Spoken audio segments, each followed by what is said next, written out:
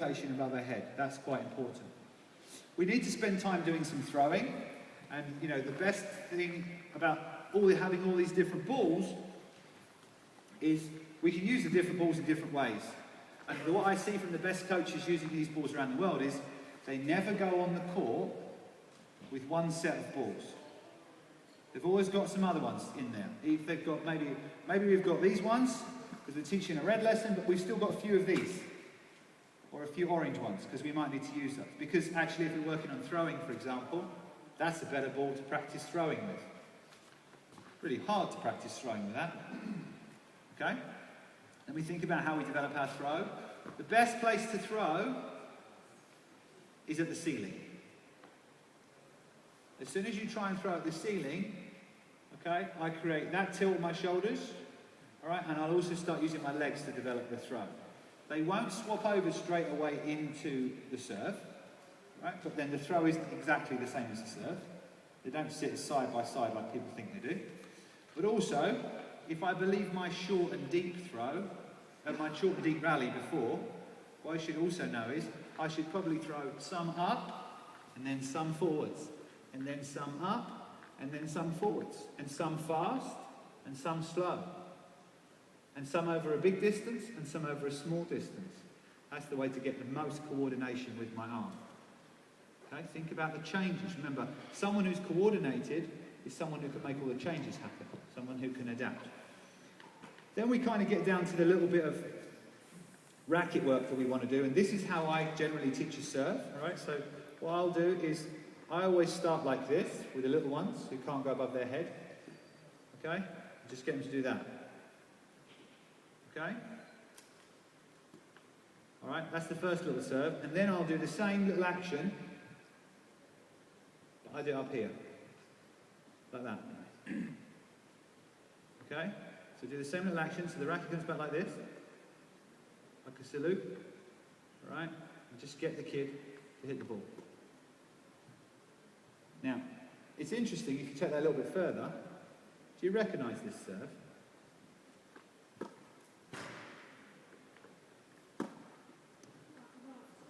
Nope. Roddy. Nope. What's your name again? Johan. It's Johan's serve. Yeah? What's your name? It's Orkan's serve over there. In fact, I stole this serve from you. Because if I go and watch you in your place of work, feeding the ball from a serve to hit as a return, you do not do this. You're there going like this. You're doing this serve every day. Look around you. This is your coach feed. This is your little coach serve that you do when you want to make the person work on return.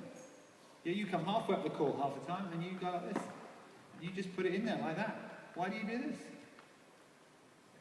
Because it's simple and it's effective and it does what you need it to do. And what can you do from this point? Look, it's very simple. We start like this. Then we go like this. Then we go like this. Then we go like this. Yeah? And all we do, and all you have to say for about 4 years is this. Make it a little bigger. Make it a little bit bigger. Make it a little bit bigger. Make it a little bit bigger. Make it a little bit bigger. Make it a little bit bigger. Make it a little bit bigger. Make it a little bit bigger. That's all you do. Alright? Because basically the same rhythm is there all the way. Right? And all you've got to do is grow the serve. And we're growing the serve as the kid is getting stronger, more coordinated. Okay? So as I get more coordinated, and stronger, I can take my racket further away from my body. So I start off real small and make it a bit bigger.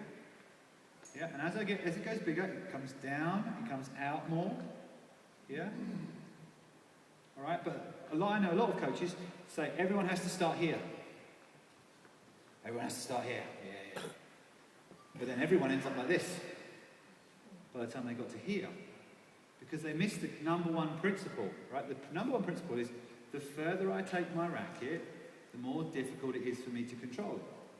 So I want to keep the same rhythm in a serve, Same rhythm, because rhythm is important. Rhythm is linked to coordination. Yeah, rhythm is really important. But if I take it too far, I lose control, because I can't control my body. Right, this is just one thing I will say to you. If I was you sitting there listening to me, I would not believe it. No. But because I'm an educator, I would have to go and try it with some real live kids and see if it works.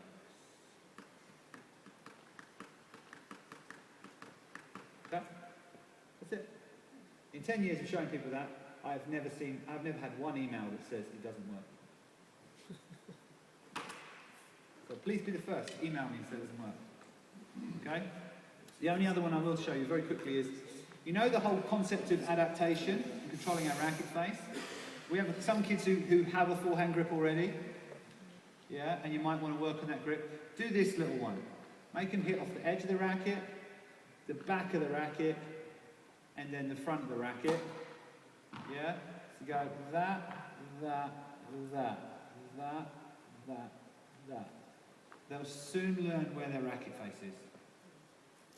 Normally, what the kid's problem is, he doesn't know where his racket face is, so he does that, and the ball goes spinning over there. Yeah? Put your hand up if that's ever happened to you. Yes, it's happened. Yes. Or if you don't put your hand up now, you're not a coach, because this happens to all of us. Right? So it's because I've changed my grip, and the feeling around my grip is there. I'm feeling that, and that feels weird, but I don't know what that really feels like. Okay? So I have to try and find out where my racket face is. Okay? All right. Do we have any questions about red before we move?